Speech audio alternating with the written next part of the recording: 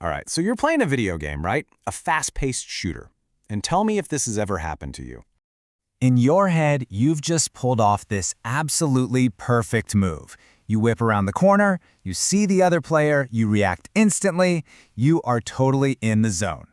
And then, bam, you're the one who gets taken out. It makes no sense. It feels completely impossible, totally unfair. You swear you had them dead to rights. But then you watch the server replay, and you just can't believe it. From the game's point of view, you didn't execute a perfect move at all. You just stood there, totally exposed for 3 whole seconds. What you saw on your screen wasn't what was really happening. It was delayed. It was lag. Now, just hang on to that feeling of frustration for a second, because what if the last 100 years of physics, the fundamental laws we think govern the universe, are all built on one giant misunderstanding of that exact same kind of delay?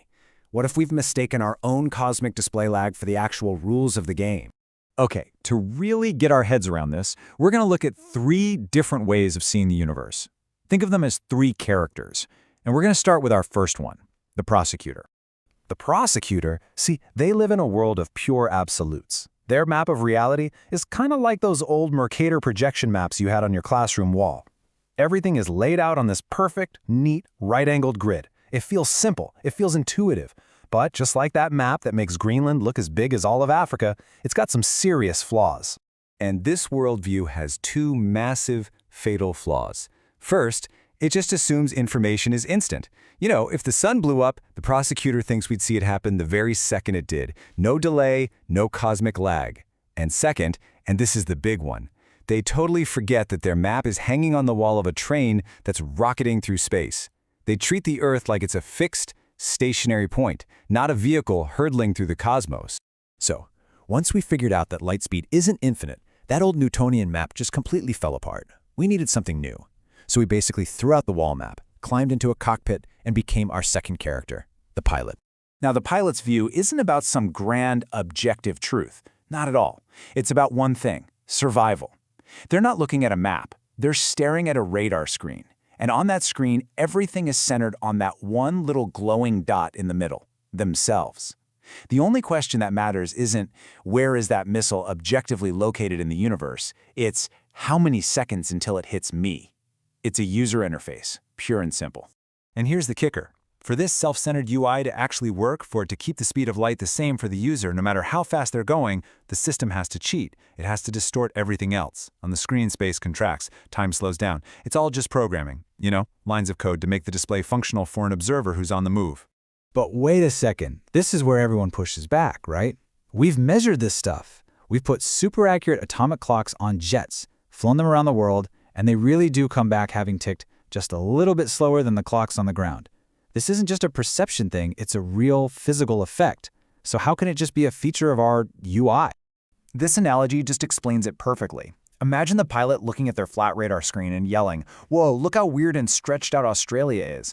But of course, Australia isn't actually distorted. The screen is. The effect is totally real on the screen, but we're making the classic mistake of confusing the map with the actual territory. Time dilation is a real effect, but it's an effect within our system of measurement, our UI, not a fundamental property of reality itself. So, if the pilot's whole world view is just a distorted user interface, what's the actual operating system running underneath it all? To find that out, we need to bring in our third and final character, the judge. Okay, let's just break it down real quick. You've got the prosecutor with their static wall map, assuming everything's instant. Then there's the pilot, with a radar that's all about making sure light speed stays constant for them, even if it has to warp everything else. And then you have the judge. The judge's whole thing is knowing there's a delay, and like a good detective, correcting for that lag to figure out what really happened. To get in the judge's mindset, let's do a little thought experiment. Picture this. You're on some crazy, futuristic, super fast train.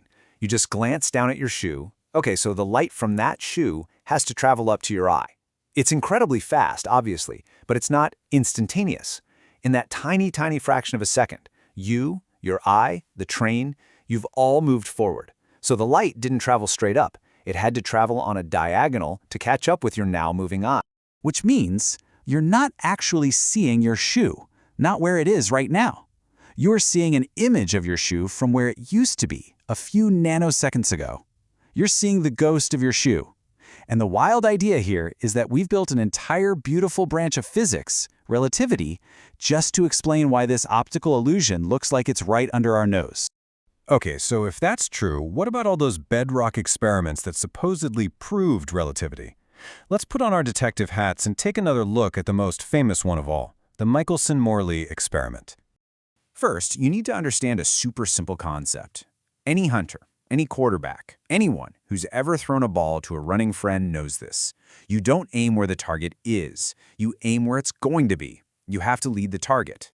So, Michelson and Morley shot a beam of light at a mirror, and in their heads, they were aiming at a stationary target. But in reality, that mirror was in a lab on planet Earth, which is whipping through space at a mind-boggling 30 kilometers per second.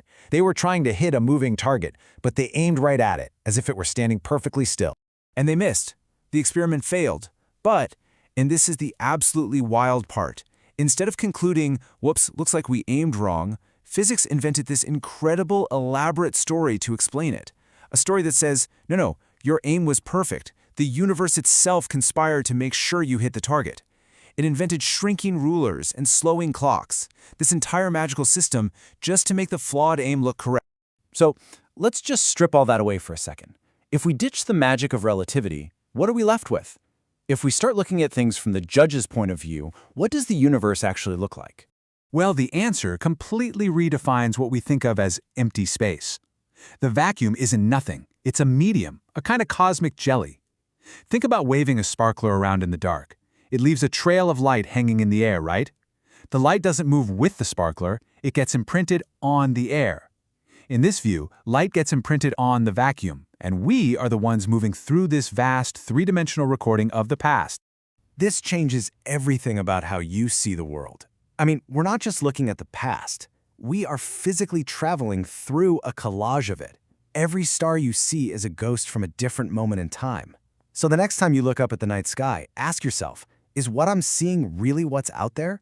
Or is it just the truth hidden behind the lag? And the biggest question of all is, have we been navigating the entire cosmos with the wrong map all along?